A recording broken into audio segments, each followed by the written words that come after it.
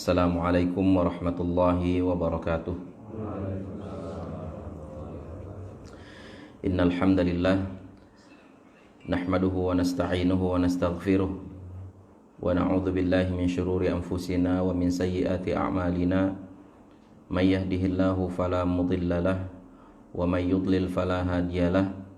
Wa asyhadu an la ilaha illallah wahdahu la syarikalah wa asyhadu anna Muhammadan abduhu wa rasuluhu la nabiyya ba'dah. Ya ayyuhalladzina amanu taqullaha haqqa tuqatih wa la tamutunna illa wa antum muslimun. Ya ayyuhan nasu taqu rabbakumul ladzi khalaqakum min nafsin wahidah wa khalaqa minha zawjaha wa batha minhuma rijalan katsiran wa nisaa'a wattaqullaha alladzi tasaaluna bihi wal arham innallaha kana 'alaikum raqiba. Ya ayyuhalladzina amanu taqullaha wa qulu qawlan sadida yuslih lakum a'malakum wa yaghfir lakum dhunubakum wa may yuti'illaha wa rasulahu faqad faza fawzan 'azima. Amma ba'd, para jamaah sekalian, kaum muslimin dan muslimat, juga para orang tua kami yang semoga dirahmati oleh Allah Subhanahu wa taala. Alhamdulillah kita kembali berkumpul di tempat yang insya Allah diberkahi ini untuk kita sama-sama melanjutkan pelajaran kita di dalam membahas tentang bagaimana tata cara salatnya Rasulullah sallallahu alaihi wasallam. Dan pada pertemuan yang lalu kita telah menyelesaikan di dalam praktek ya bagaimana tata cara salatnya Rasulullah sallallahu alaihi wasallam dari mulai takbiratul ihram sampai kepada salam.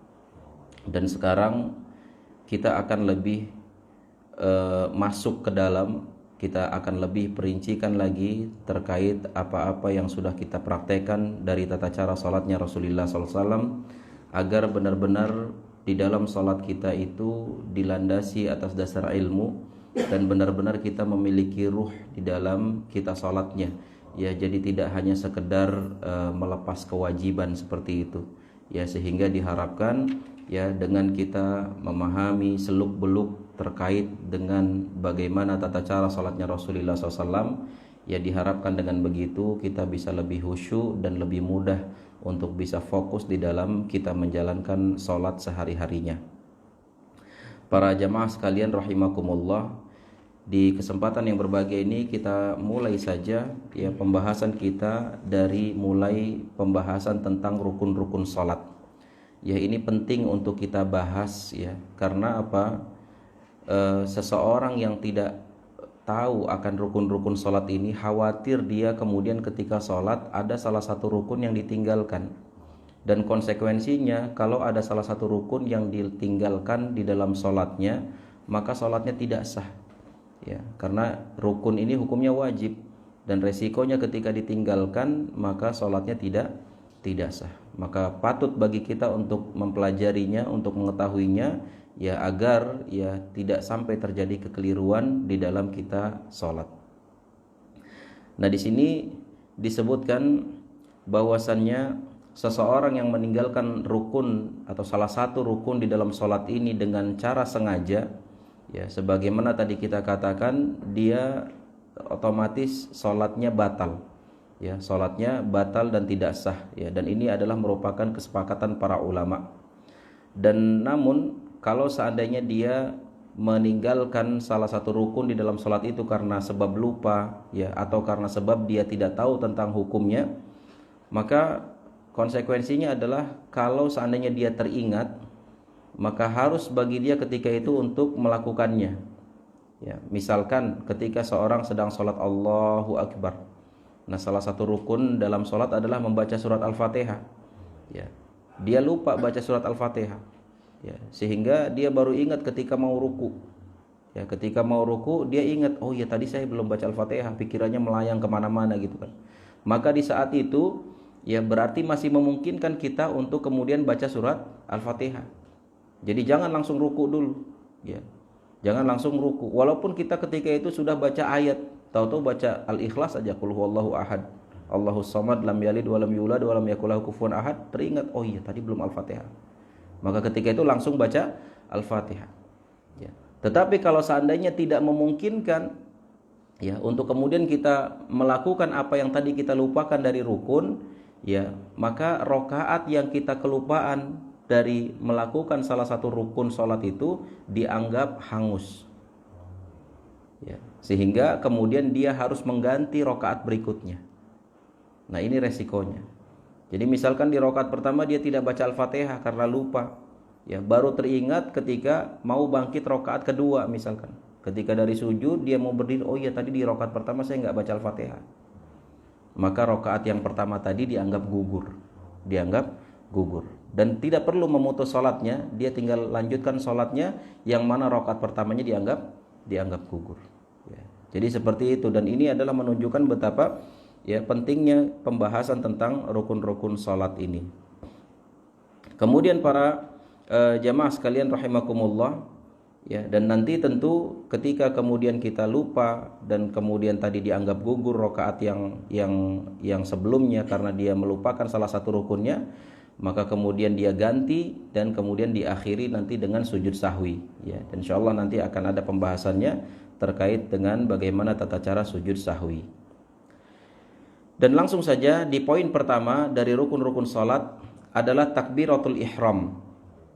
Ya, dan ini sebagaimana sabda Nabi Muhammad SAW di dalam sebuah hadis yang dikeluarkan oleh Imam At-Tirmidzi dan lain-lain. Rasulullah SAW bersabda, miftahus salah at-tahur wa tahrimuha at-takbir wa tahliluha at-taslim. Rasulullah SAW bersabda, kunci dari salat itu adalah bersuci. Ya, dan kita sudah jelaskan bahwasannya salah satu syarat sahnya salat adalah apa?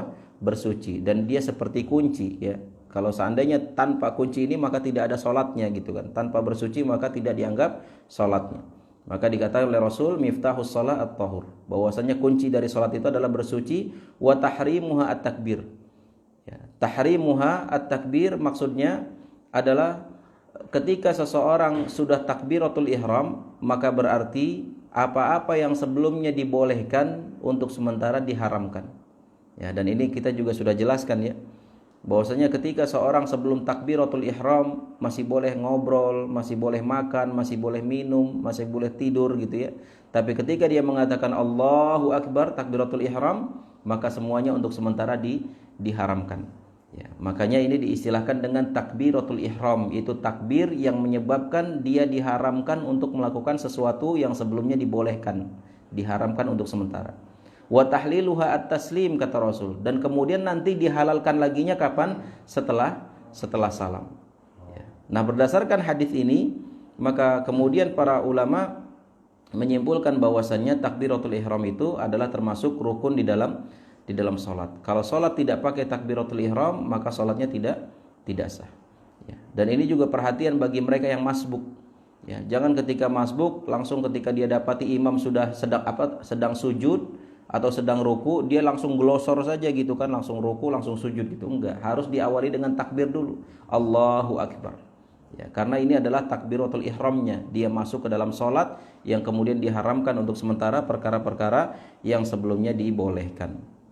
Wa qala lil musi' salatahu idza qumta ila shalah fakabbir. Dan juga sebagaimana sabda Rasulullah sallallahu alaihi wasallam kepada orang yang keliru cara salatnya. Ya, jadi pernah dijelaskan bahwasannya Rasul pernah menyaksikan ada salah seorang Arab Badu yang sholatnya nggak benar. Ya, sampai dia ketika selesai sholat datang kepada Rasulullah SAW, ya Rasulullah, ya Assalamualaikum ya Rasulullah, kata si fulan ini. Lalu kemudian Rasul mengatakan, irji' fasolli fa innaka lam tusalli. Kembali kamu, ulangi sholatnya karena kamu belum benar sholatnya, kata Rasul. Lalu si orang Arab Badu ini mengulangi sholatnya. Dan setelah mengulangi salat yang kedua, dia kembali mendatangi Rasulullah SAW dan Rasul mengatakan irji fasolli fa innaka lam tusalli. Ya, kembali kamu ulangi salatnya karena kamu belum dianggap salat. Salat kamu belum benar. Sampai 3 kali orang ini mengulang salatnya dan lagi-lagi Rasul mengatakan irji fasolli fa innaka lam tusalli. Kembali ulangi salatnya. Maka kemudian orang ini mengatakan wallahi ya Rasulullah, ya ma uhsinu shalah ghaira ma fa'altu. Demi Allah wahai Rasul, saya tidak bisa salat lebih baik dari apa yang sudah saya lakukan. maka kemudian Rasul pun mengajarkan kepada dia tentang bagaimana tata cara salat yang benar. Dan salah satu poin yang diajarkan oleh Rasul kepada orang ini, beliau mengatakan idza qumta ila shalah fakabbir. Apabila kamu berdiri hendak salat, maka bertakbirlah. Maksudnya takbiratul ihram. Ya, jadi ini adalah dalil-dalil yang berkaitan dengan wajibnya takbiratul ihram, dan ini masuk dalam dalam rukun-rukun salat. Kemudian juga sebagaimana yang sudah kita katakan, ya, bahwasanya takbiratul ihram itu kita mengucapkan Allahu Akbar dan tidak bisa diganti dengan kalimat lain. Ya, nggak bisa diganti dengan Allahul A'zam misalkan. Ya, Allah yang Maha Agung, ya. Atau apalagi pakai bahasa selain bahasa Arab, ya tentu tidak boleh, karena semasa Rasulullah SAW sepanjang hayatnya ketika beliau sholat itu, ya selalu dengan menggunakan kalimat Allahu Akbar, ya tidak bisa diganti dengan yang lainnya. Kemudian yang kedua, rukun salat yang kedua adalah al-qiyam fil fard lil qadir alaihi, yaitu berdiri tapi khusus untuk salat fardu, ya bagi yang mampu. Ya, jadi bukan cuma berdiri, ya. Salatnya harus berdiri tapi khusus untuk salat wajib, dan itu pun bagi yang mampu. Maknanya apa? Kalau sholat sunnah boleh sambil duduk walaupun dia mampu berdiri, ya. Tapi resikonya apa? Pahalanya separuh dari pahala berdiri, ya. Dan ini sering kita temukan apalagi di Arab Saudi, di Mekah, Madinah, ya, atau secara umum Arab Saudi ketika sholat tarawih, ya. Banyak di sana orang sholat tarawih sambil, atau bukan banyak lah, ada di antara mereka yang sholat tarawihnya sambil duduk terkadang, padahal masih muda, masih mampu berdiri, ya. Karena mungkin saking panjangnya ayat yang dibaca, kemudian kelelahan, dan pada asalnya boleh, ya. Baik dia sambil duduk dari awal maupun di pertengahan, ya. Pokoknya untuk sholat sunnah boleh sambil duduk walaupun dia mampu untuk berdiri. Tapi khusus untuk sholat wajib, selagi dia masih mampu berdiri, maka wajib hukumnya sholat sambil berdiri, dan ini bagian dari rukun sholat. Kalau dia mampu berdiri tapi sholatnya sambil duduk, sholat wajib, maka sholatnya tidak sah. Sholatnya tidak sah. Ya, jadi ini harus diperhatikan. Sebagaimana Allah Subhanahu wa taala berfirman, "Wa qumu lillahi qanitin." Ya, maka berdiri tegaklah dengan penuh kekhusyuan di saat engkau salat. Dan juga sebagaimana hadis Rasulullah sallallahu alaihi wasallam kepada Imran bin Husain, Rasul sallallahu alaihi wasallam bersabda, "Shalli qa'iman, fa illam tastati fa qa'idan, fa illam tastati fa 'ala jam." Rasul bersabda, salatlah sambil berdiri, dan ini perintah, ya, shalli qa'iman. Salatlah sambil berdiri. Dan kaidah dalam syariat kita itu, kalau misalkan ada ayat atau ada hadis yang menggunakan bentuk kata perintah, ya, misalkan sholatlah, puasalah, gitu kan, kata perintah, maka hukum asalnya wajib. Hukum asalnya wajib. Kecuali kalau ada dalil lain yang memalingkan dia dari hukum asalnya, baru kemudian bisa jadi sunnah atau mungkin mubah, gitu ya. Tapi selagi tidak ada hukum lain atau dalil lain yang memalingkan dia dari hukum asalnya, maka dia pada asalnya hukumnya wajib. Dan dalam kata ini, ya, di mana Rasulullah SAW berkata kepada Imran bin Husain, beliau mengatakan sholli qa'iman, salatlah sambil berdiri. Ya, berarti maknanya salat sambil berdiri hukumnya wajib untuk salat fardu. Fa illam tastati fa qa'idan, fa illam tastati fa 'ala jam. Tapi kalau tidak mampu berdiri, maka boleh sambil duduk, dan kalau tidak mampu juga duduk, boleh sambil berbaring. Ya. Jadi wajibnya berdiri di dalam salat fardu adalah bagi yang mampu. Kalau tidak mampu, maka boleh sambil duduk atau sambil berbaring. Dan terkait masalah ini ada beberapa faedah yang perlu juga kita sampaikan, ya, agar benar-benar kita bisa memahami tentang poin kedua ini, yaitu ajma'al ulama ala annahu laisa lis-sahih ay yusalli fardan qa'idan idza kana munfaridan aw imaman. Bahwasannya para ulama telah sepakat bahwasannya orang yang sehat, ya, orang yang sehat, ya, tidak boleh untuk sholat sambil duduk, ya. Orang yang dalam keadaan sehat, ya, maksudnya dia mampu berdiri, maka tidak boleh kemudian sambil duduk, baik itu sholatnya sendirian maupun sholatnya sebagai imam. Kama ajma'u ala annal marid yasqutu anhu al-qiyam idza lam yastati'hu. Sebagaimana orang yang sakit itu, ya, maka gugur kewajiban bagi dia untuk sholat sambil berdiri. Ya, orang yang sakit, ya, yang tidak mampu berdiri, maka gugur kewajiban dia berdiri. Pada asalnya kan hukumnya wajib, tapi karena dia sakit tidak mampu berdiri, maka gugur kewajibannya, sehingga pahalanya tetap sempurna. Ya, pahalanya tetap sempurna. Orang yang tidak mampu berdiri dalam sholat wajibnya, kemudian dia sholatnya duduk, maka pahalanya sama seperti pahala dia berdiri. Ya, beda dengan sholat sunnah yang dia masih mampu untuk berdiri tapi sholatnya sambil duduk, maka pahalanya separuh, ya, dari sholat berdiri. Kemudian idza kunta fi ta'iratin aw safinatin fatajib 'alaika shalah qa'imah in istata'ta fa illam tastati' falaka an tusalli jalisan hina idzin. Faqad su'ila an-nabi sallallahu alaihi wasallam an shalah fi safina faqala shalli fiha qa'iman illa an takhaful gharq. Ya, jadi ini juga terkait dengan salat di atas kendaraan. Ya, salat di atas kendaraan. Kan pada asalnya tadi kita katakan salat wajib hukumnya apa? Hukumnya wajib berdiri, ya. Salat wajib hukumnya wajib sambil berdiri, ya. Lalu bagaimana kalau seandainya kita salat di atas kendaraan, salat wajib di atas kendaraan? Nah, di sini, ya, yang perlu kita fahami bahwasanya pada asalnya salat wajib itu tidak dilakukan di atas kendaraan pada asalnya. Karena Rasulullah SAW semasa hidup beliau, ketika beliau safar itu, setiap mau sholat wajib beliau turun dari atas kendaraannya. Berbeda dengan ketika beliau ingin melakukan sholat sunnah. Beliau sholat sunnah sambil di atas tunggangannya, ya, tidak harus turun dari tunggangannya. Tapi ketika ingin sholat wajib beliau selalu turun dari kendaraannya. Pada asalnya seperti itu. Tetapi tentu di zaman sekarang ada kondisi-kondisi di mana kita naik kendaraan memang sama sekali nggak bisa turun dari kendaraan. Ya, sedangkan kemudian waktu sholat berlalu. Ya, apalagi yang naik pesawat, misalkan perjalanan dari sini ke Madinah misalkan 9 jam, melewati beberapa waktu sholat, kan nggak bisa turun dulu. Ya, Pak pilot berhenti dulu di rest area gitu, nggak ada rest area di sana. Ya, sehingga mau tidak mau memaksa dia harus sholat di atas kendaraan, di atas pesawat. Begitu juga yang naik apa?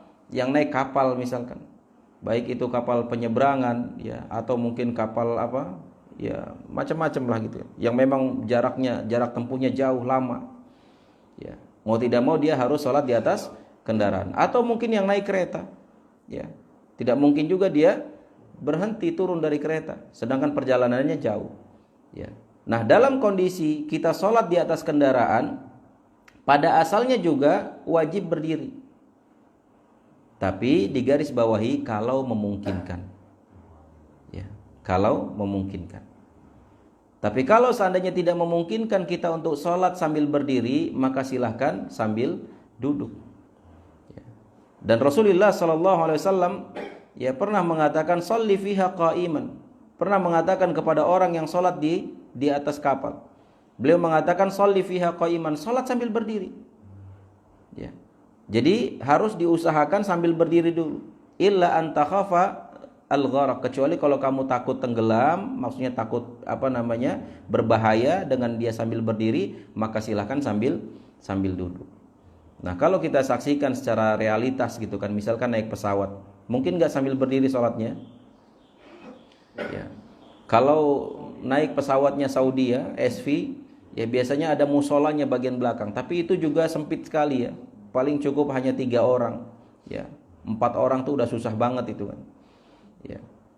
Dan itu pun bahaya, apalagi kalau lagi turbulensi gitu kan, bahaya. Ya. Dan juga tidak semua orang yang di pesawat itu diharuskan berdiri sholatnya di musola itu, nggak mungkin juga gitu kan. Nggak bisa semua orang kemudian gantian sholat di situ, enggak. Ya. Jadi maksudnya kalau memang memungkinkan dia aksesnya tempat duduknya dekat musola itu, ya silakan sambil berdiri sholatnya jika memungkinkan. Tapi kalau misalkan dia khawatir, takut ada guncangan atau mungkin susah di situ, maka silahkan, ya, sambil duduk. Ya, apalagi kalau pesawatnya yang memang pesawat lain selain dari SV ini gitu kan, yang memang tidak ada musolanya, maka ya pada asalnya silahkan sambil duduk. Ya, begitu juga kalau di kapal biasanya bisa ya sambil berdiri karena ada musolanya, ada masjidnya bahkan lebih besar gitu kan. Maka ya dilakukan secara berdiri. Kecuali kalau memang lagi ombaknya besar, khawatir jatuh, ya, maka boleh sambil duduk. Begitu juga di atas kereta. Kemudian para jamaah sekalian rahimakumullah, yang berikutnya adalah faedah yang berikutnya, yajuzu shalat an-nafilah jalisa min ghairi udhrin, dan ini sudah kita sampaikan tadi bahwasannya boleh salat sunnah ya sambil duduk walaupun tanpa udzur. Tapi kemudian terkait dengan masalah ini, idza iftatahta salat an-nafilah qa'idan fayajuzu laka an taqum ba'da dzalika bi ittifaqil ulama. Jadi kalau seandainya dari awal ketika salat sunnah nih, tadi kan kita katakan salat sunnah boleh sambil duduk walaupun tidak ada udzur. Nah, ketika misalkan kita memulai sholat sunnahnya dengan sambil duduk, kemudian di tengah perjalanan kita mau berdiri, ya maka ini dibolehkan. Ya, seperti misalkan sholat tarawih ya, yang bacaannya mungkin satu rakaatnya mungkin berapa halaman atau berapa lembar gitu ya. Dari awal ketika baca Al-Fatihah dia duduk gitu ya. Sebagai makmum misalkan dia duduk, kemudian ketika itu imamnya baca ayat panjang sampai di penghujung ayat dia baru berdiri. Ya, setelah berdiri kemudian ruku dan seterusnya. Maka ini dibolehkan. Ya, sebagaimana orang di awalnya berdiri kemudian di tengah perjalanan duduk, ini juga dibolehkan.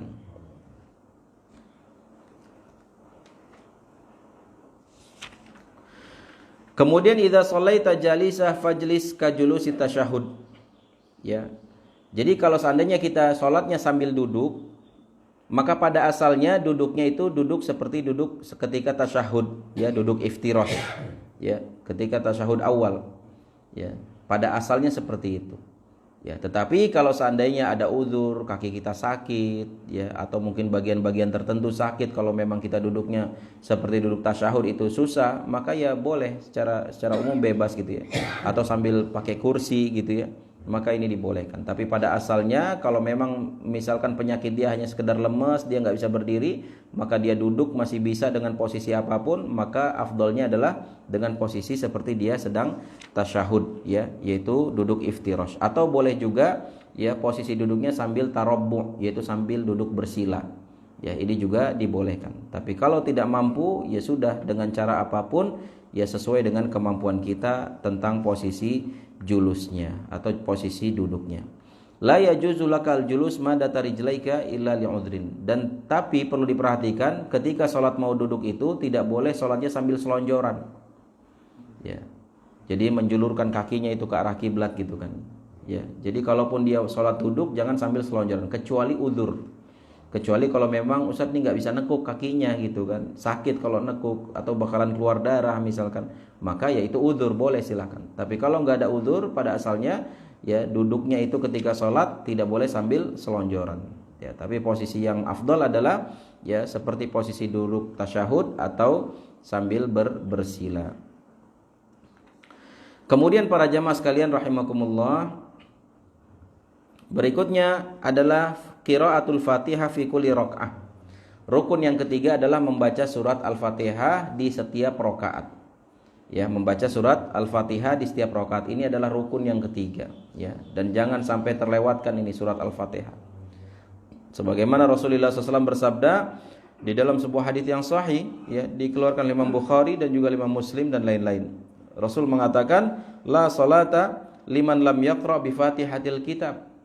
Tidak sah salatnya seseorang kalau dia tidak baca Al-Fatihah. Ya, jadi tidak sah kalau tidak baca Al-Fatihah. Makanya dia masuk dalam kategori rukun.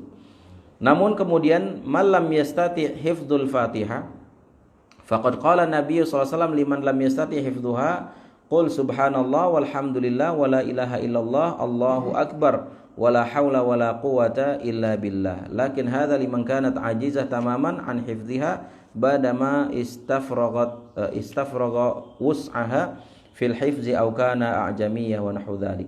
Ya, jadi kalau seandainya, ya walaupun ini jarang terjadi tapi bisa terjadi terkhusus bagi mereka-mereka yang baru masuk Islam. Ya, kalau misalkan belum hafal surat Al-Fatihahnya, maka boleh diganti dengan membaca subhanallah walhamdulillah wala ilaha illallah wallahu akbar wala haula wala quwata illa billah. Jadi sepanjang dia berdiri cukup baca ini saja. Karena dia belum hafal surat Al-Fatihah, apalagi hafal ayatnya gitu kan. Walaupun yang ayat kan hukumnya sunnah gitu kan. Yang Al-Fatihah ini dia yang hukumnya wajib. Tapi kalau memang belum hafal maka boleh baca subhanallah walhamdulillah wala ilaha illallah wallahu akbar wala haula wala quwata illa billah. Ya, jadi ini juga apalagi bagi para muallaf yang baru masuk Islam gitu kan. Ketika dia belum sanggup untuk menghafal surat Al-Fatihah, maka dipersilahkan untuk membaca zikir-zikir ini yang insya Allah ini lebih mudah untuk dihafalkan.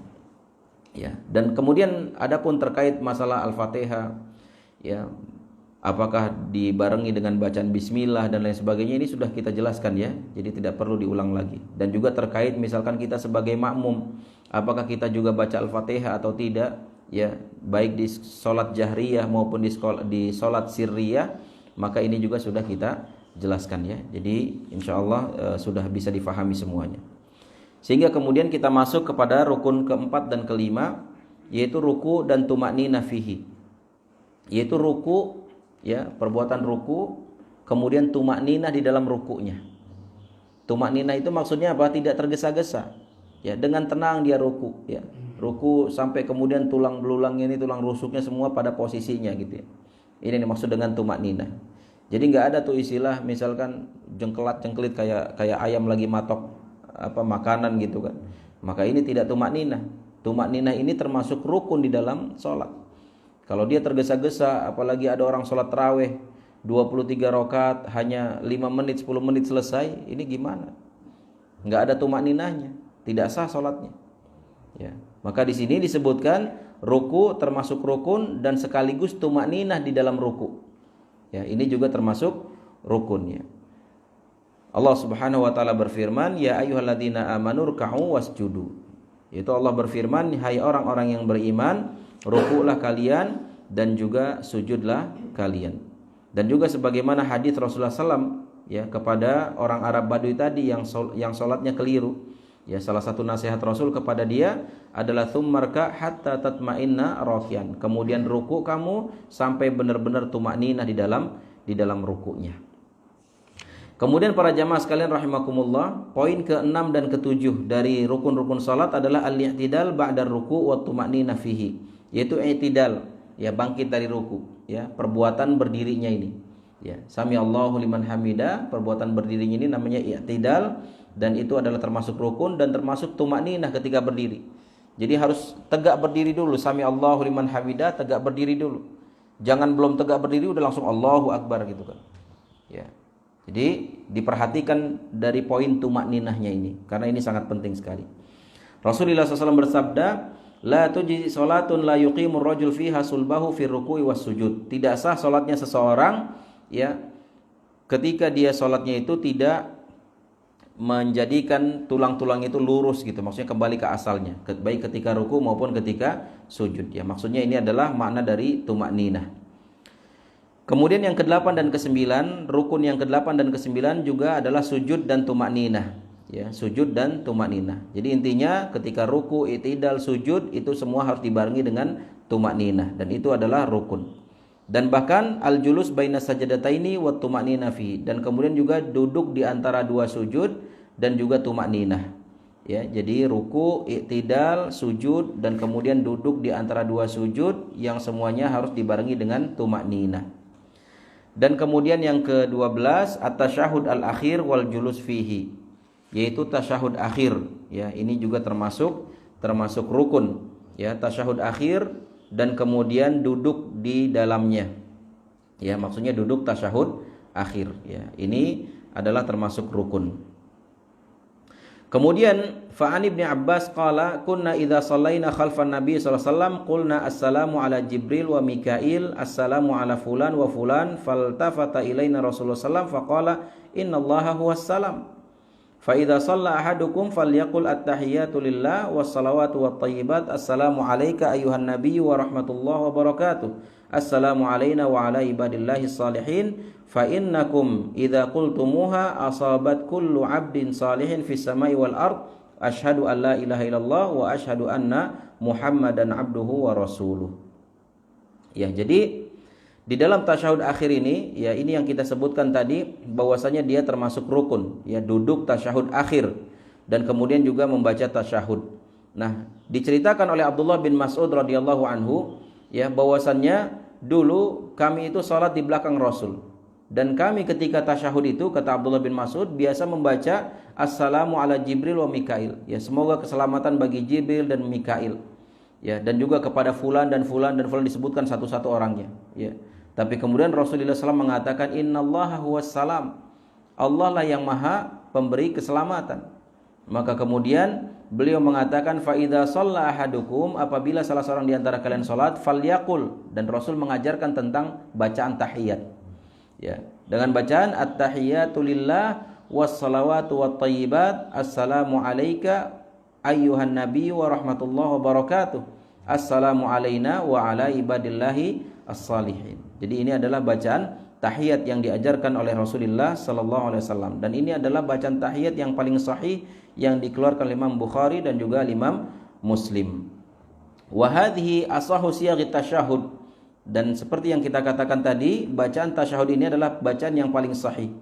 Lakinnal aula ay yuqal assalamu ala nabi badalan min assalamu alayka ayyuhan nabi. Fa inna hadza kana yuqalu fi ahdi Nabi sallallahu alaihi wasallam falamma mata kana sahaba yaquluna assalamu ala nabi. Ya, jadi yang paling sahih, yang paling afdal adalah ketika at-tahiyatu lillah was-salawatu wat-thayyibat assalamu alayka ayyuhan nabi. Ya, Rasul mengatakan, yang mengajarkan kepada para sahabatnya assalamu alayka ayyuhan nabi. Tapi ini adalah ketika Rasul masih hidup, ya. Artinya apa? Assalamu alayka ayyuhan nabi. Salam kepada engkau wahai nabi. Engkaunya ini kan orang kedua gitu ya, dan Rasul masih hidup. Tapi ketika Rasul sudah wafat, maka para sahabat menggantinya, menghilangkan kata alaikanya. Karena alaika ini kan untuk ditunjuk kepada orang kedua gitu ya. Karena Rasulnya sudah meninggal, menjadi orang ketiga kan, menjadi goib gitu ibaratnya. Maka kemudian para sahabat menggantinya dengan assalamu ala nabi, ya. Jadi dengan menghapus alaikanya. Ya, dan ini yang lebih afdal. Walaupun masih boleh, misalkan kita assalamu alayka ayyuhan nabi, ini juga boleh. Tapi kalau ditanya mana yang paling afdal, yang paling afdal sebagaimana yang diamalkan oleh para sahabat ketika Rasulullah SAW sudah wafat, yaitu dengan assalamu alan nabi.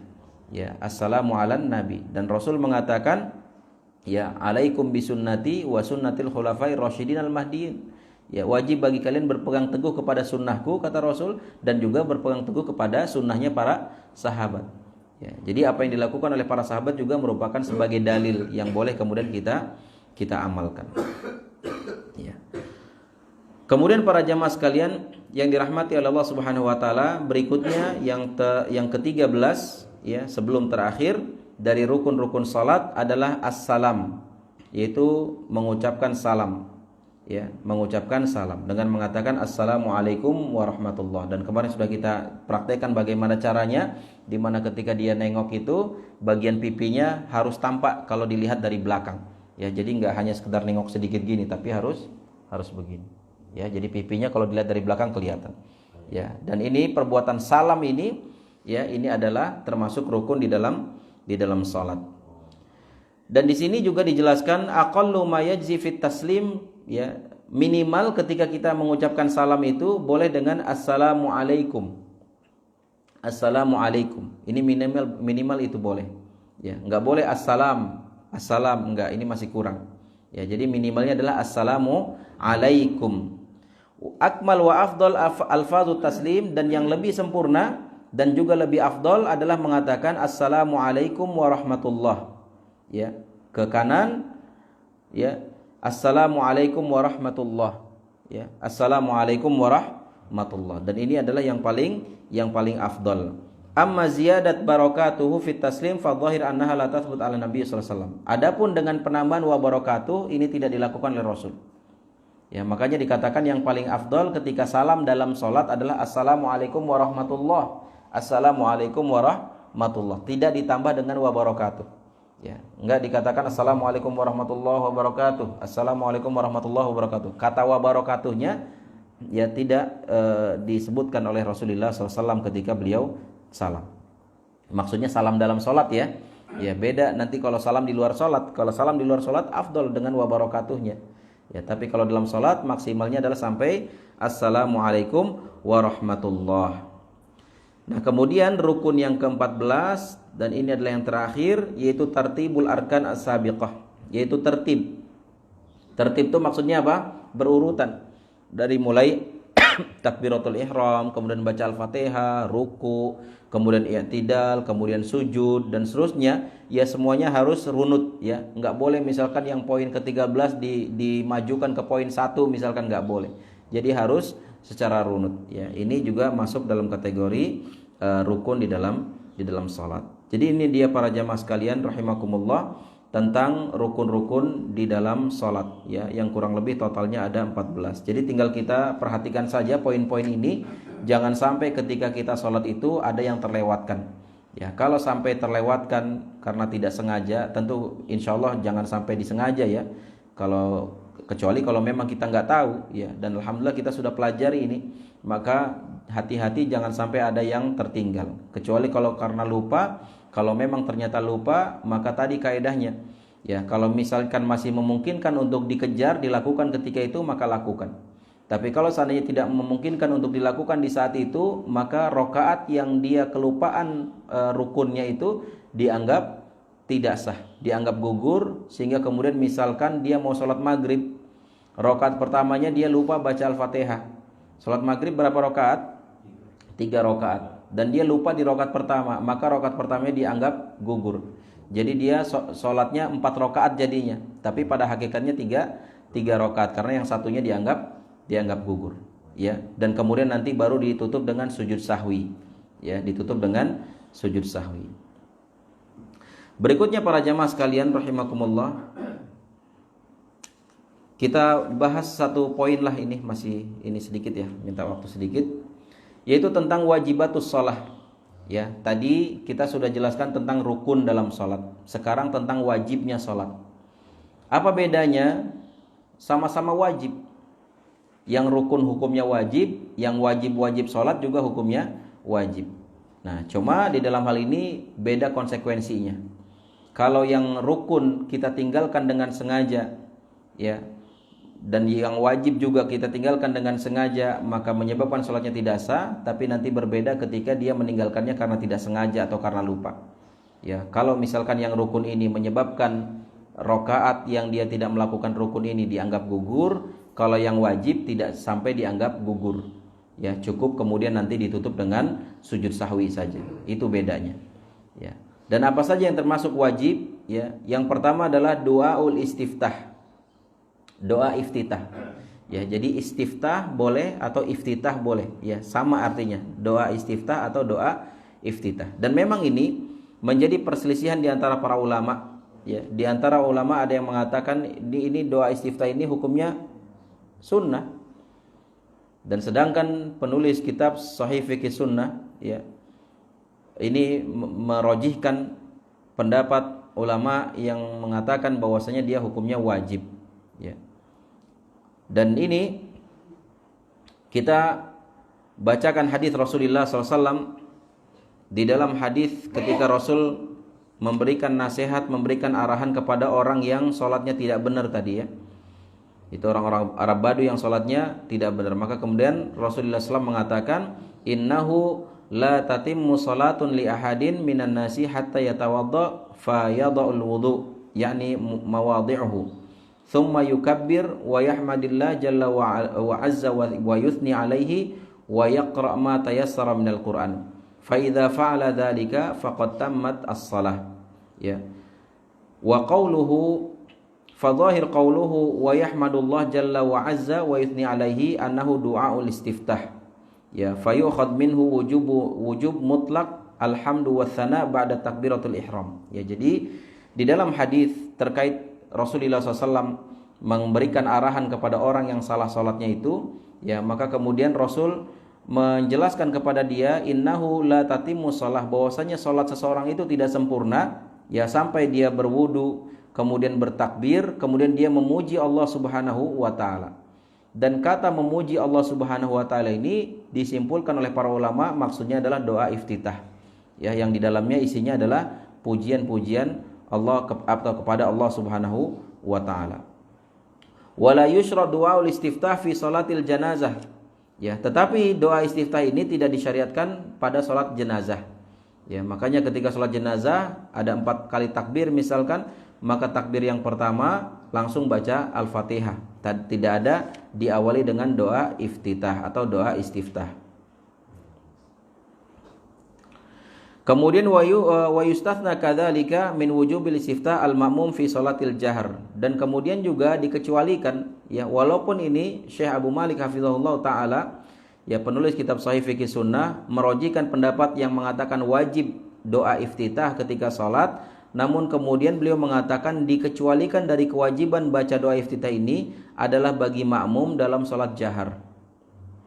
Ya, jadi ketika salat jahar maghrib, isya, subuh, kita sebagai makmum maka dikecualikan, tidak menjadi wajib hukum membaca doa iftitah ya. Wal aslu fi du'ail istiftah ayyusarru li'anna Nabiy sallallahu alaihi wasallam lam yajhar bihi fa inna ma yajuzu lil imam ay yajhar bihi ahyanan li yu'allimahun nas ya. Dan pada asalnya doa iftitah ini ya dibaca dengan sir ya, karena Rasulullah SAW tidak pernah menjaharkannya. Namun kemudian beliau mengatakan boleh sekali-sekali untuk dijaharkan, tapi dalam rangka apa? Dalam rangka untuk mengajarkan yang lain. Ya, ya dalam rangka untuk mengajarkan boleh gitu ya. Seperti misalkan zikir setelah sholat, ya pada asalnya dibaca sir, ya tapi sirnya di sini tetap ada suara kedengeran ya.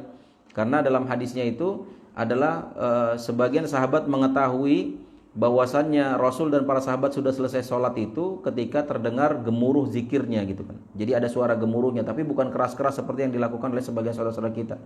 Ya. Dan kemudian boleh juga misalkan dikeraskan tapi dalam rangka untuk mengajarkan yang lain. Ya, tapi tentu nggak seumur-umur begitu gitu kan, dengan alasan untuk ngajarin. Ya kalau ngajarin seperti yang misalkan kita lakukan ketika misalkan salam, kemudian kita baca istighfar agak keras supaya orang tahu, ini setelah salam kita baca istighfar 3 kali. Kemudian kita baca alhamdulillah dan seterusnya gitu ya. Maka ini dalam dalam rangka untuk mengajarkan orang-orang. Dan kemudian juga Rasulullah SAW telah mengajarkan kepada kita, memberikan contoh kepada kita tentang beberapa versi bacaan doa istiftah. Ya, beberapa versi yang ini juga sudah kita singgung kemarin. Yang paling sahih adalah ya, yaitu bacaan doa istiftah Allahumma ba'id baini wa baina khotoyaya. Ya. Yang ini dikeluarkan oleh Imam Al-Bukhari dan juga Imam Muslim dan lain-lain. Ya, ini adalah bacaan yang paling sahih. Kemudian boleh juga membaca subhanakallahumma wa bihamdika ya wa tabarakasmuka wa ta'ala jadduk wa la ilaha ghairuk. Dan ini adalah bacaan doa istiftah yang paling pendek. Dan kemudian boleh juga ya, bagi yang kemarin tuh saya singgung ya, kan ada juga boleh baca Allahu akbar kabira walhamdulillahi katsira wa subhanallahi bukrata wa asila, sampai titik ini boleh. Ya. Tapi kalau seandainya dilanjutin maka tidak perlu, karena itu sudah beda lagi bacaan ya, udah versinya beda lagi. Jadi walaupun banyak versi doa iftitah, yang dianjurkan hanya membaca satu saja dalam satu sholat gitu ya. Enggak boleh dikumpulin semua versi itu dibaca sekaligus dalam satu sholat, enggak. Ya, makanya kemarin kita katakan yang memang selama ini menghafalnya ya Allahu akbar kabira walhamdulillahi katsira wa subhanallahi bukrata wa asila, maka sampai titik itu saja. Atau yang kemarin yang hafalnya wajjahtu wajhiya ya, atau inni wajjahtu wajhiya lilladzi fatara samawati wal arda hanifan muslima wa ma ana minal musyrikin inna salati wa nusuki wa mahyaya wa mamati lillahi rabbil alamin la syarika lahu wa bidzalika umirtu wa ana minal muslimin. Ya, selama ini sampai di sini kan kita kan, padahal kalau kita mau baca dengan bacaan doa istiftah yang ini maka ada lanjutannya. Ya, ada lanjutannya, yaitu setelah mengatakan wa bidzalika umirtu wa ana minal muslimin. Lanjutannya Allahumma antal malik la ilaha illa anta rabbi wa ana abduka zalamtu nafsi wa i'taraftu bi dzambi faghfirli dzunubi jami'an innahu la yaghfiru dzunuba illa anta wahdini li ahsanil akhlaq la yahdi li ahsaniha illa anta wasrif anni sayyi'aha la yasrifu an sayyi'aha illa anta labbaika wa sa'daika wal khairu kullahu fi yadik wasyarru laka laisa ilaika wa ana bika wa ilaika tabarakta wa ta'alaita astaghfiruka wa atubu ilaik. Panjang kan? Ayo. Jadi yang udah terlanjur menghafal separuh dari ini tanggung jawab nih, harus menghafal lanjutannya. Aduh, Ustaz nyerah deh, baca yang pendek aja. Ya udah silahkan. Ya, baca yang subhanakallahumma bihamdika wa tabarakasmuka wa ta'ala jadduk wa la ilaha ghairuk sampai di situ. Ya, pendek. Ya, jadi seperti itu. Ya. Dan itu sahih ya, bacaan wajjahtu wajhiya ya sahih, tapi sampai akhir titik tadi, sampai wa atubu ilaik tadi. Ya, panjang. Dan itu adalah hadis yang dikeluarkan oleh Imam Muslim, dan ini adalah hadis dari sahabat Ali bin Abi Thalib radhiyallahu anhu ya. Jadi ini dia para jamaah sekalian rahimakumullah ya, tentang poin dari wajib-wajibnya salat ya, yaitu dua iftitah, terlepas dari khilaf para ulama di sini, ada yang mengatakan sunnah, ada yang mengatakan hukumnya wajib. Tapi ya paling tidak apapun itu maka tetap kita membacanya di saat mengawali salat kita ya. Allahu a'lam bishawab. Insyaallah nanti akan kita lanjutkan ke poin 2, 3 dan seterusnya terkait wajib-wajibnya salat ya. Jadi harap bersabar ya, kita mengikuti pelajaran ini dengan perlahan-lahan, dengan penuh seksama ya, sehingga kemudian kita benar-benar bisa diberikan pemahaman yang baik oleh Allah Subhanahu wa taala, sehingga baik pula kita di dalam mengamalkannya. Allahu a'lam bishawab. Silahkan kalau ada pertanyaan. Fadhal. Silakan. Waalaikumsalam.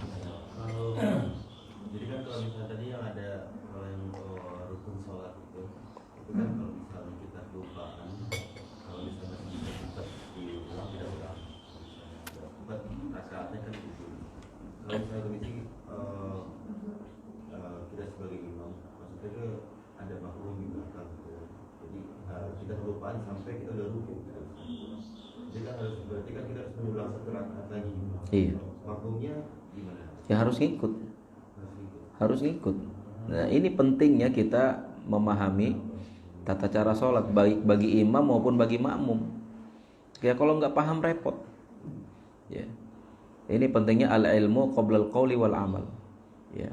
Harus kita berilmu dulu sebelum berkata dan beramal. Karena Rasulullah SAW bersabda, "Innama ju'ilal imam liyutamma bihi." Imam dijadikan untuk diikuti. Ya, imam dijadikan untuk diikuti. Ya. Bahkan kalau seandainya dia masbuk, ya, kalau si makmum ini masbuk, ya, dan imam kemudian harus misalkan menambah satu rakaat lagi, ya dia ikut imam, ya, ikut imam. Ya. Jadi ini harus diikuti.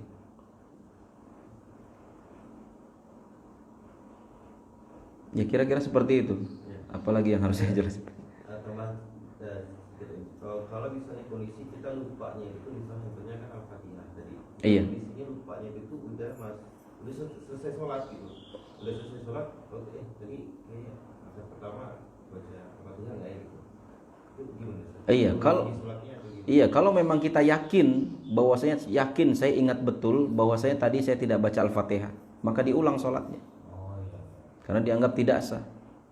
Kalau dia yakin ya bahwasannya dia memang tidak baca Al-Fatihah. Tapi kalau misalkan ragu misalkan 50-50 ya, bahwasanya ini saya baca enggak ya tadi ya, maka cari yang yakinnya.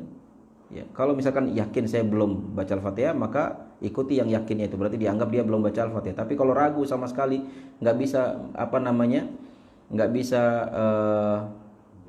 menentukan mana yang yakinnya, ya maka sebaiknya diulang, karena pada asalnya kan dia memang belum baca Al-Fatihah pada asalnya seperti itu ya, maka dia ulang, dan ini untuk lebih amannya. Allahu a'lam bishawab. Ulang apa cukup tambah rakaat? Kalau sudah sholat ya, makanya tadi ya, kalau misalkan dia yakin betul bahwasannya dia ketinggalan atau tidak baca atau tidak melakukan salah satu rukunnya itu di satu rakaat, misalkan rakaat pertama, maka cukup ditambah di satu rakaat itu, nambah satu rakaat ya, itu maksudnya. Tapi kalau seandainya di semua sholat tadi dia tidak baca Al-Fatihah, maka diulang ya, Ya, setelah selesai sholat kita udah salam, terus kita ulang lagi. Iya, kita ulang berapa kali rukun atau di berapa rakaat yang kita tidak melakukan salah satu rukunnya. Misalkan kita ingat nih, rakaat pertama saya nggak baca Al-Fatihah, rakaat kedua ketinggalan satu sujud, ya rakaat ketiga ada lagi yang ketinggal, berarti diulang semuanya gitu. Tapi kalau dia hanya satu rokaat saja, oh ternyata di rokaat pertama saya nggak baca Al-Fatihah, ya udah tinggal tambah satu rokaat. Ketika masih di situ ya. Tapi kalau misalkan udah keluar masjid, udah ke rumah, ya diulanglah dari pertama gitu kan. Apalagi udah ke warung dulu gitu kan. Tapi kalau misalkan masih di masjid, apalagi misalkan dia imam, terjadi obrolan di antara jamaah, Ustaz, kayaknya baru 2 rakaat deh. Kita kan harusnya 3 rakaat sholat maghrib gitu kan. Ada obrolan, oh ternyata benar baru 2 rakaat gitu, maka ya udah ditambah satu lagi. Ya. Berarti kan itu dia tidak melakukan rukun di rakaat satunya itu yang belum dia lakukan gitu kan. Maka ditambah satu lagi. Dan ini pernah terjadi sama Rasulullah SAW. Ya, sholatnya seharusnya 4 rakaat, 2 rakaat salam. Terjadi obrolan sama Rasul dan para sahabat ketika itu. Udah ngobrol, ya. Tapi kemudian karena sudah jelas yakin bahwasanya memang kurang rakaatnya, ya, maka kemudian Rasul langsung berdiri lagi diikuti oleh para sahabatnya menambah 2 rakaat. Ya, jadi seperti itu. Allahu a'lam bishawab.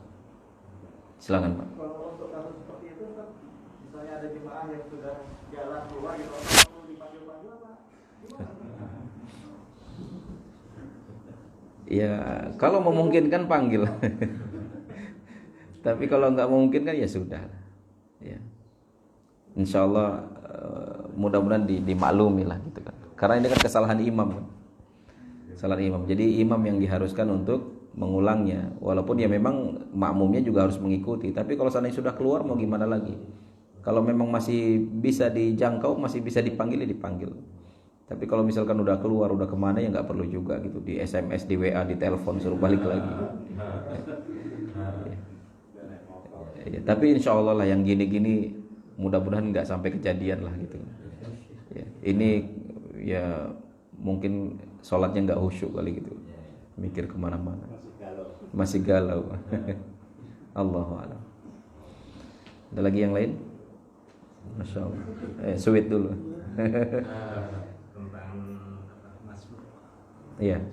Kalau makmum masuk pas ruku imam, apa doa kita itu selanjutnya setelah sujud itu langsung makmum itu baca iftitah.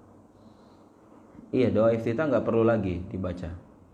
Ketika dia misalkan imam sudah dalam keadaan ruku ya, jangankan doa iftitah, baca surat Al-Fatihahnya saja nggak masalah, nggak dibaca. Ya, dan dia tetap dianggap dapat rakaat itu. Ya, walaupun ada hadis mengatakan la salata liman lam yaqra bi Fatihil kitab, tidak sah salatnya seorang kalau nggak baca Al-Fatihah. Tapi dalam kasus ketika dia masbuk ini ada dalil penghususannya apabila man adraka rakaah adraka shalah. Siapa yang dapat satu rakaat atau satu ruku maka dia dapat salatnya.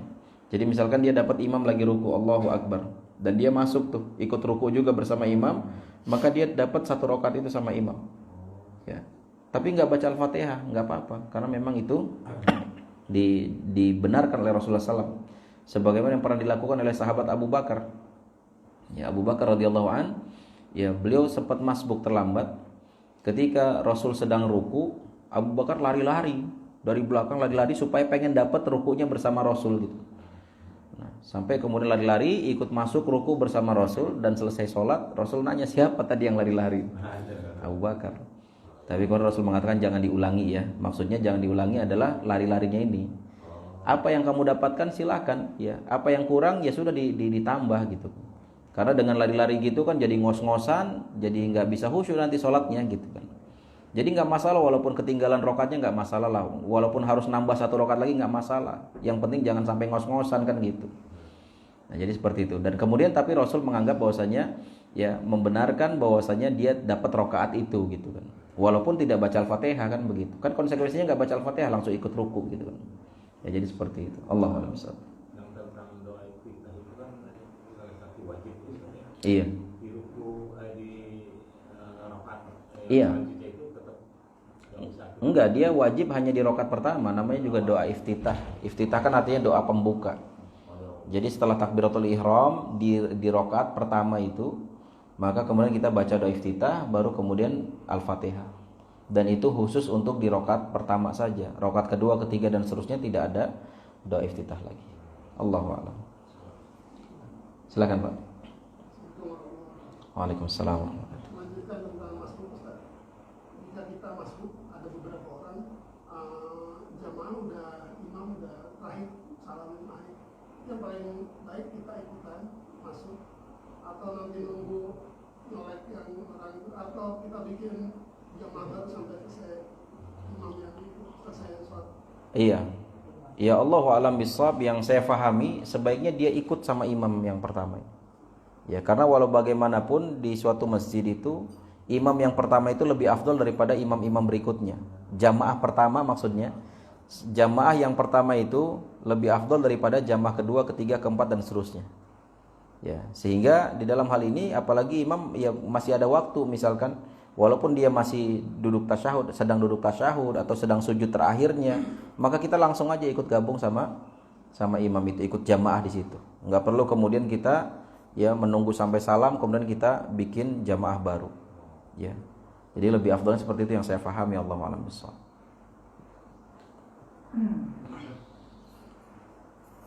Silakan, Pak. Kalau di beberapa literatur itu pernah dibaca sahabat itu takbiratul ihram ketika telat takbiratul ihram baru berjalan menuju shaf, itu bisa diterapkan atau gimana? Iya, bisa seperti itu. Karena dia berharap pengen dapat bersama imam gitu kan. Jadi nggak ketinggalan terlalu jauh gitu kan. Jadi ketika masuk masjid langsung takbiratul ihram kemudian sambil berjalan. Atau misalkan takbiratul ihram langsung kemudian ikut ruku gitu kan. Ikut ruku bukan di dalam shaf. Ya karena khawatir ketinggalan rukunya. Karena kalau udah ketinggalan ruku kan nggak dapat rakaat itu. Jadi ruku, kemudian setelah dia ruku sama imam, ketika i'tidal dia kemudian ikut bergerak maju masuk ke dalam shaf gitu. Nah makanya ini diingatkan gitu kan, bahwasanya jangan diulangi karena memang ya khawatir nanti membuat sholat tidak khusyuk gitu. Tapi ya idealnya ya tentu kita nggak usah terburu-buru juga. Kalaupun kita ketinggalan ya nanti ditambahin lagi gitu kan. Jadi dengan tenang kita masuk ke dalam shaf, apa yang kita dapati dari imam maka itu yang kita ikuti gitu. Imam lagi sujud ya udah kita ikut bareng sujud. Ya, walaupun konsekuensinya misalkan wah harus nambah rakaat lagi nih ya nggak masalah, salah sendiri kenapa masbuk kan begitu. Ya. Jadi hal ini ya dilakukan kalau memang ya dalam kondisi darurat lah gitu ibaratnya. Jangan masbuk terus begitu terus gitu, mentang-mentang nih Abu Bakar begitu gitu kan. Ya, jadi jangan seperti itu juga gitu. Allahu a'lam. Untuk sholat sunnah kan bisa di atas kendaraan. Iya. Ini bisa dirutinkan kan? Misalnya kalau kita aktivitas selalu naik kendaraan umum gitu.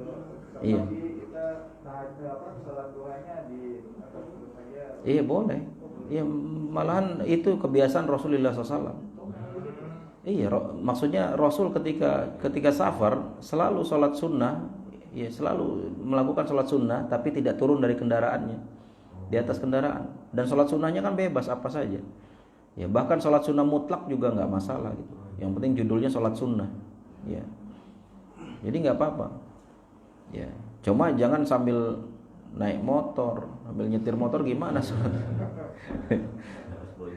Iya. Tapi kalau naik angkutan umum tuh faedahnya tuh naik angkutan umum tuh bisa. Tapi ya kalau naik trans sambil berdiri juga susah ya, padat gitu ya. Pas lagi lapang gitu ya, nggak terlalu banyak penumpangnya bisa tuh kita. Ya, dan itu sunnah, insyaallah. Boleh tuh dibiasakan tuh kayak gitu. Sholat sunnah di atas kendaraan. Nanti ada yang rekam lagi jadi viral. Oh zaman hari ini kan apa-apa diviralin. Iya, silakan. Tentang sunnah, kalau kita ketinggalan masbuk sholat subuh, Ya. sunnahnya belum dilakukan, itu bisa. Iya, bisa dilakuin setelah sholat subuh. Bisa istilahnya diqodho ya istilahnya. Jadi tapi ini diperuntukkan bagi yang memang terbiasa selama ini dia selalu sholat sunnah qobliyah subuh. Dengan meyakini ya berdasarkan hadis Rasulullah SAW bahwasanya rakaat al-fajri khairum minad dunya wa ma fiha. Salat sunnah qobliyah subuh yang 2 rakaat itu lebih baik daripada dunia dan segala isinya. Dia biasa itu udah rutin. Nah, suatu ketika ya mungkin dia terlambat, mungkin kebelet di toilet gitu kan. Akhirnya kemudian dia enggak dapat tuh salat sunnah qobliyahnya, tahu-tahu udah qomat aja gitu. Maka dalam kondisi seperti ini boleh nanti setelah salat subuhnya dia ganti itu salat sunnah 2 rakaat qobliyahnya. Ya ini dibolehkan. Tapi jangan kemudian selama ini nggak pernah salat qobliyah, Mentang-mentang ada ustadz di masjid, dia salat sunnah qobliyah mengganti yang di awal, ya kodok dari ini. Ya ini enggak ini. Ya ini bagi yang memang sudah terbiasa dan memang rutin melakukan itu. Dan suatu ketika dia berhalangan, maka boleh insyaallah di qadha. Ya, jangankan itu, bahkan sholat malam, ya sholat witir, ya bahkan Rasulullah SAW juga pernah mengqadhanya di siang hari gitu kan, ketika beliau kemudian tidak sempat melakukannya di malam hari. Ya cuma bedanya kalau malam dibikin ganjil jumlah rakaatnya, ketika mau mengqadha di siang hari maka dengan digenapkan ya jumlah rakaatnya. Allahu a'lam bishawab. Lagi? Yang mengulangi rukun dan wajib itu membedakan itu hukumnya apa namanya, konsekuensinya Ustaz? Iya. Kalau rukun ketinggalan dia mengulangi, kalau yang wajib itu gimana? Ya kalau yang wajib dia nanti cukup sujud sahwi. Rukun Yang wajib. Ketinggalan rukun sujud sahwi juga enggak? Iya, sujud sahwi juga. Tapi konsekuensinya bisa batal kalau dia kalau dia meninggalkannya walaupun karena lupa. Ya. Makanya dia harus diganti kan, dianggap batal tuh rakaat itu gitu kan. Sehingga kemudian dia harus menambah rakaatnya. Gitu. Kalau memang dia nggak sempat untuk ngejarnya lagi. Kalau sempat ngejarnya lagi kejar. Ya, tapi kalau nggak sempat ngejar berarti rakaat itu dianggap gugur. Tambah lagi rakaatnya. Ini untuk yang rukun. Kalau untuk wajib tidak perlu kemudian harus mengganti rakaatnya. Ya, jadi kaidahnya kalau memang masih bisa dikejar, kejar walaupun yang wajib. Tapi kalau nggak bisa dikejar lagi ya sudah, nanti sujud sahwi saja. Dan rakaat itu yang dia kemudian lupa melakukan wajibnya dianggap tetap sah. Faham insyaallah ya. Tapi nanti diakhiri sama-sama sujud sahwi.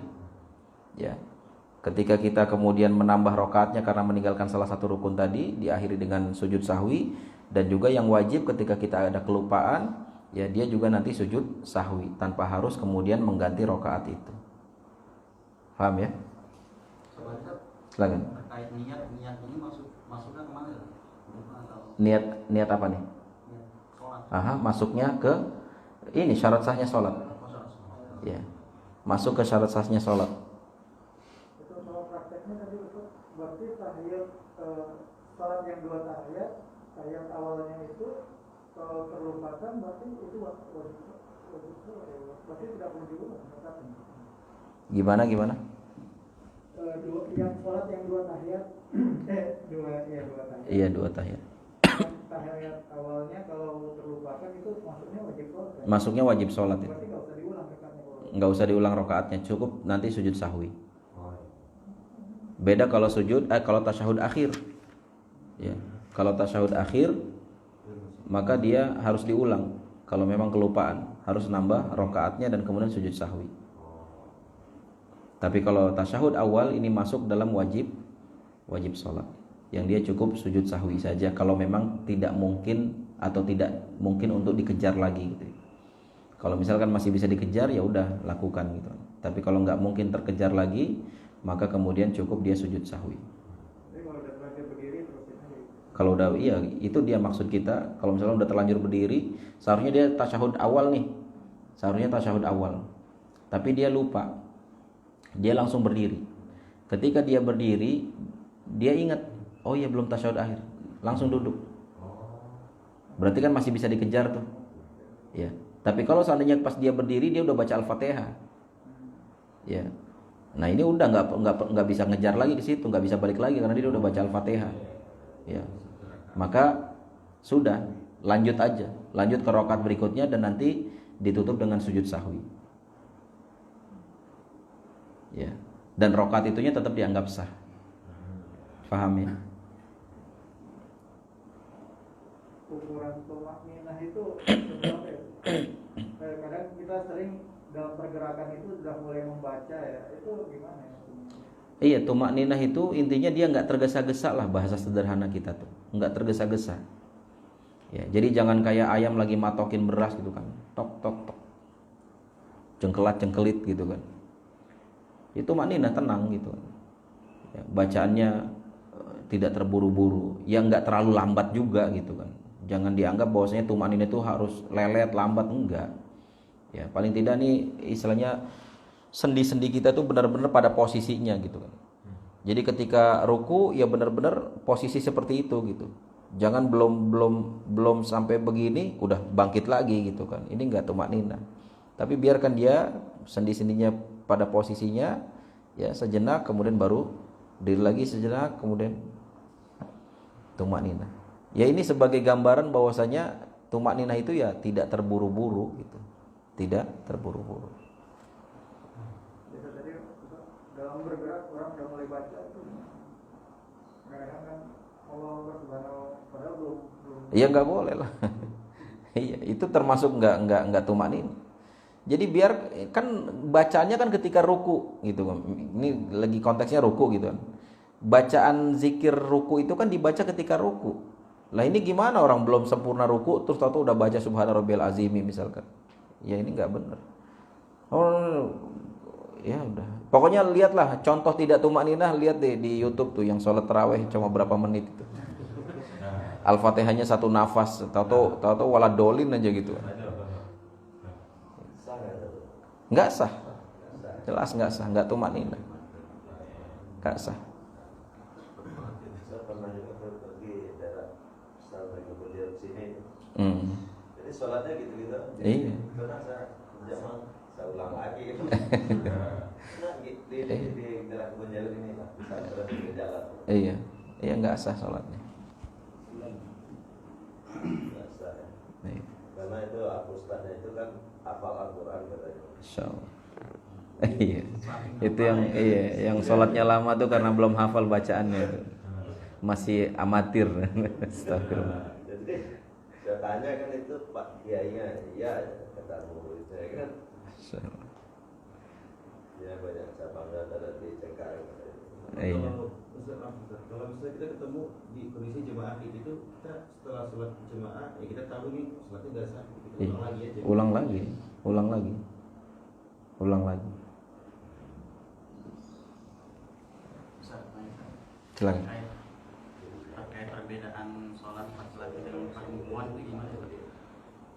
Iya, pada asalnya tata cara sholat laki-laki dan perempuan itu sama, nggak ada bedanya, ya. Kecuali kalau memang ada dalil yang menghususkan itu. Selagi tidak ada dalil yang menghususkan akan perbedaan, maka pada asalnya sama tata cara sholat laki-laki dan wanita. Ya, seperti yang tersebar di masyarakat, misalkan wanita kalau mau sujud, ya sambil mengempit dadanya gitu. Begitu juga ketika ruku, maka ini nggak ada dalilnya. Ya pada asalnya ya ketika sujud, ya sama seperti yang kita contohkan kemarin. Ya sujud di atas 7 anggota badannya dengan melebarkan tangan dan kemudian betis dengan pahanya, betis depan dengan perutnya gitu kan. Jadi nggak ada mengempit bagian dadanya. Ya jadi seperti itu. Jadi pada asalnya memang sama. Ya makanya Rasul mengatakan shollu kama ra'aitumuni usolli, salatlah kalian sebagaimana kalian melihat aku salat. Dan bahkan Rasul di dalam mengajarkan tata cara salat kepada para sahabat itu sampai-sampai Rasul salatnya di atas mimbar. Ya. Salatnya di atas mimbar supaya para sahabat sampai ke belakang sana, baik yang sahabat laki-laki maupun perempuan bisa ngelihat gitu. Ternyata ini salatnya Rasulullah SAW. Atau ya paling tidak dilihat oleh sahabat laki-laki, yang kemudian sahabat laki-laki menyampaikan ke istri-istri mereka, kepada anak-anak perempuan mereka gitu, tentang bagaimana tata cara salatnya Rasulullah Sallallahu Alaihi Wasallam. Ya, jadi seperti itu. Ada lagi? Kalau kita masbuk dapat imam ketika ruku gitu, dan imam bangkit tidak kita susul nih ruku, itu masuk dapat rakaat nggak? Ya kita dapat rukunya bareng sama imam nggak? Kalau imam udah itidal atau lagi, iya, ya nggak kekejar, berarti rakaat itu nggak dapat kita. Jadi misalkan kadang wah imam lagi ruku nih, kita buru-buru, tahu-tahu pas kita baru Allahu Akbar imamnya udah sami Allahu liman hamidah gitu kan. Ya berarti kita nggak dapat ruku bersama imam, sehingga rakaat itu kita harus menambahnya, ya atau tidak dianggap kita dapat rakaat itu. Seperti itu. Ada lagi?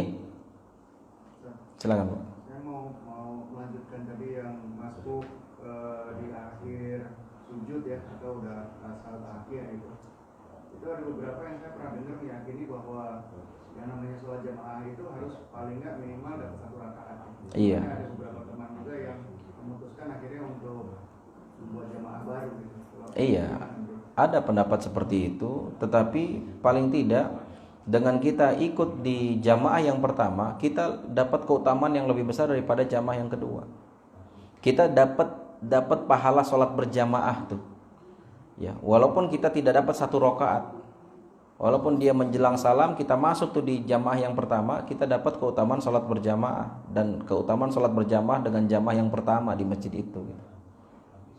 Gitu. Jadi ini kan bukan berarti nggak boleh. Kita udah deh kita bikin jamaah baru, bukan berarti nggak boleh, silahkan aja. Cuma kan ditanya mana yang lebih baik.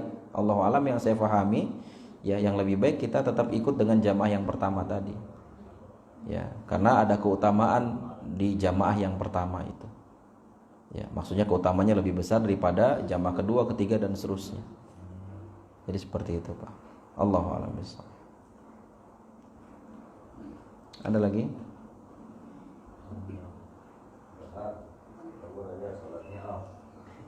Ya. Ustaz terkait sedang dalam perjalanan. Kiblatnya itu kemana Ustaz? Kiblatnya gimana Ustaz? Ah iya, masya Allah nih, pertanyaan bagus nih. Iya. Iya. Ada sebagian ulama mengatakan bahwasanya tetap harus menghadap ke kiblat. Ya, karena memang menghadap kiblat menjadi syarat sahnya sholat gitu kan. Ya. Tetapi kemudian ya seperti Syekh Abu Malik hafizahullah, beliau merojih pendapat yang mengatakan tidak perlu menghadap kiblat. Ya, karena kita dalam keadaan safar, maksudnya di atas kendaraan. Ya, di atas kendaraan. Karena pada asalnya ya sudah, namanya di atas kendaraan, kita memang sudah dapat uzur, maka boleh kita menghadap kemanapun. Ya, menghadap kemanapun, mengikuti arah kendaraan itu. Ya. Dan ulama yang tetap mengharuskan menghadap ke kiblat, maka caranya adalah misalkan nih kita lagi duduk di pesawat nih, ya arahnya ke sana kan, ya posisinya begini. Misalkan kiblat, kalau misalkan kita perjalanan dari Madinah ke Jakarta, berarti kan kiblat ada di belakang kita. Ya, jadi caranya dengan mutar gini, Allahu Akbar. Ketika takbiratul ihram menghadap ke kiblat. Terus nanti selanjutnya ya udah posisi mau menghadap kemanapun nggak masalah. Ya, jadi pas takbiratul ihram saja. Misalkan sebelah sana kiblatnya, Allahu Akbar. Ya. Tapi kemudian dikatakan oleh para ulama yang lain seperti Syekh Abu Malik hafizahullah taala, bahwasanya nggak perlu, ya sudah sesuai dengan posisi kita aja. Ya. Jadi posisi duduk kita ke sana, kiblatnya di belakangnya, sudah langsung saja Allahu Akbar. Ya seperti itu. Allahu a'lam. Kalau seandainya di pegunungan Ustaz, kan itu seandainya nggak ada matahari, kalau ada matahari kan ada petunjuk ya. Iya. Itu gimana menentukan kiblatnya? Seandainya nggak ada alat juga gitu umpamanya kan. Iya, di dalam hal ini kita ikhtiar dulu pertama. Ikhtiar dalam artian kita berusaha cari tahu nih. Ya, mungkin ada orang lewat nanya gitu, orang situnya gitu kan. Tapi kalau memang yang nggak ada di puncak gitu kan, dan memang penuh awan, kita nggak ngeliat sama sekali, kita udah ikhtiar nih kemana nih kira-kira nih kan. Ya sudah, kita kemanapun arah ya yang kita anggap, kita yakini bahwasanya itu arah kiblat. Walaupun nanti kenyataannya keliru nggak masalah. Dan ini pernah terjadi di zaman sahabat dulu, ya. Bahwasanya ada beberapa orang sahabat ketika di malam hari mereka nggak bisa menentukan arah kiblat kemana. Ya, karena mungkin gelap, mungkin sedang tertutup awan ya. Kalau zaman dulu kan ngelihatnya dari bintang atau bulan kali gitu kan, ada ilmunya untuk menentukan arah kiblat kemana. Tapi karena gelap dan kemudian nggak ada bintang mungkin, akhirnya kemudian mereka sholat ke arah masing-masing yang mereka yakini. Ya, dan mereka kemudian janjian nih, kita sholat ke arah manapun yang kita yakini nanti dikasih tanda. Ya, pas keesokan harinya ternyata semuanya menghadap ke selain kiblat. Ya, nggak ada yang benar kiblatnya. Tapi kemudian Rasul membenarkan itu, dalam artian tidak menyuruh sahabat atau menganggap bahwasanya sholatnya nggak sah, enggak. Ya. Jadi itu seperti itu. Dan ini masuk dalam kategori uzur lah, seperti itu. Ada juga tuh ada orang lupa kiblat gitu kan. Terus harus ngulang apa gimana, mutar gitu. Enggak harus ngulang. Ya. Misalkan nih, ini pernah kejadian nih beberapa hari yang lalu di Masjid Al-Jihad. Antum di sana nggak waktu itu? Jadi ada orang datang sholat karena kita ngadain kajian, tempat kajiannya tuh di sini, mejanya, arah kiblat ke sini. Jadi pas orang datang, ya kan orang biasanya kajian tuh di sini ya, yang di depan kiblat. Jadi orang langsung sholat madhabnya ke sini, madhab ke meja kajian gitu kan. Akhirnya kemudian kita ingetin. Nah kalau dalam kondisi seperti itu, nggak usah dibatalin, langsung saja muter ke arah yang benar gitu. Nggak perlu, oh iya salah ya, akhirnya ngulang lagi, nggak perlu, langsung saja posisinya diputar. Ya jadi seperti itu. Kalau mengulang hukum dalam sholat itu memberhentikan itu dengan takbir. Iya, pada asalnya ketika sholat itu haram hukumnya kita memutus sholat kita kecuali ada keperluan darurat.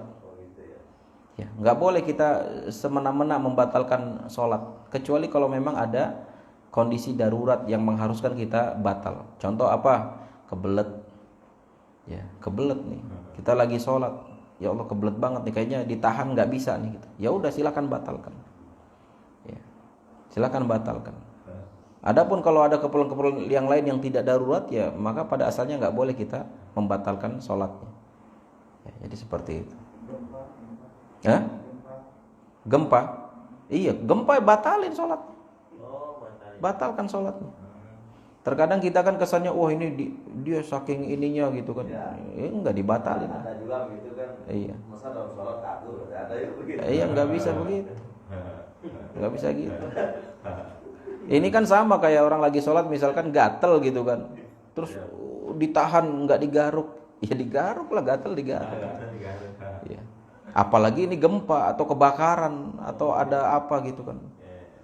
Ya nggak apa-apa, lanjutin sholatnya, nanti kan walaupun keruntuhan juga mati syahid misalkan lagi sholat husnul khotimah. Ya nggak begitu juga. Kita masih ada kesempatan untuk lari gitu kan. Dan itu kan kita ngambil sebab gitu kan untuk menyelamatkan diri walaupun memang ajal di tangan Allah. Seperti itu. Gimana ya? Yang termasuk ada maling juga. Iyalah, ada maling juga batalin. Misalkan ada yang makmum nih di belakang, pas lagi sholat ngeliat nih ada maling situ kelihatan. Iya, batalin lari. Iya, kejar.